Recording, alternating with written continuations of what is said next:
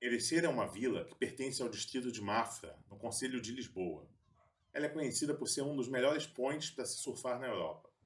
Mas talvez você não saiba que Ericeira foi palco de acontecimentos assim inacreditáveis na história de Portugal. E um deles eu vou te contar hoje. Eu vou te contar hoje a história do rei da Ericeira. Talvez você já tenha ouvido falar do sebastianismo, que foi um movimento messiânico que surgiu em Portugal lá para o final do século XVI, que acreditava que Dom Sebastião, rei de Portugal, que havia desaparecido na Batalha de Alcácer Quibir em 1578, voltaria para salvar Portugal dos problemas desencadeados pelo seu desaparecimento e pela derrota na batalha, que foi a maior derrota já sofrida por Portugal. A derrota na Batalha de Alcácer Quibir desencadeou uma crise sucessória na dinastia de Avis, porque o Dom Sebastião era solteiro, não tinha filhos, então o trono passou para o seu tio, que era cardeal, o cardeal Dom Henrique, que morreu 2 anos depois também sem deixar herdeiros. Então o primo de Dom Henrique, que era simplesmente o rei da Espanha, Filipe II, reclamou o trono de Portugal. Reclamou não, ele exigiu a força. Em novembro de 1580, Filipe II de Espanha enviou o Duque de Alba para reivindicar o reino de Portugal pela força. Lisboa caiu rapidamente e o rei espanhol foi aclamado rei de Portugal como Filipe I de Portugal, dando início assim à famosa União Ibérica que durou 60 anos. A União Ibérica foi aquele típico acordo caracu, né? A Espanha entrou com a cara e Portugal entrou com o resto. Portanto, essa situação humilhante para Portugal alimentou o mito do sebastianismo e muitos impostores surgiram, né, fingindo ser Dom Sebastião, que teria voltado para salvar Portugal. Um dos impostores mais bem-sucedidos foi Mateus Álvares, aquele que ficou conhecido como o Rei da Ericeira.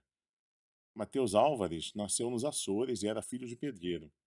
Ele entrou na vida religiosa muito cedo, indo para o convento de Santa Cruz, em Sintra. Mas ele não se acostumou com a vida religiosa e meteu o pé do convento e foi se esconder lá na gruta, numa gruta em São Julião, que é pertinho da Ericeira. Mateus Álvares era considerado um homem bonito, assim, louro, e era parecido com Dom Sebastião de fato. E o povão começou a dizer que Dom Sebastião tinha envelhecido um pouco por causa dos perrengues que ele tinha passado na batalha, e também porque ele tinha se enclausurado na tal gruta. Assim então, Mateus Álvares virou Dom Sebastião.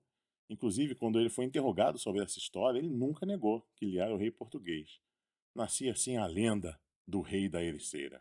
Ele conseguiu o apoio de Pedro Afonso, um homem rico da região de Rio de Mouro, e reclamou o trono para ele, se casando com Ana Susana, filha de um lavrador, e ele coroou ela rainha com a tiara roubada de uma imagem religiosa. Ele exigia que o povo beijasse sua mão e montou até mesmo um pequeno exército de cerca de 800 homens, um exército capenga, mas um exército. Então, assustados com as proporções que o caso assumia, as forças leais a Filipe I, o tal rei da Espanha, né, que tinha assumido o trono de Portugal, acabaram esmagando o pequeno e fraco exército do rei da Ericeira. E em 1585, Mateus Álvares, né, o rei da Ericeira, foi detido na vila de Colares, que fica no sopé da Serra de Sintra, e acabou sendo executado na forca em 1585 e desmembrado na cidade de Lisboa.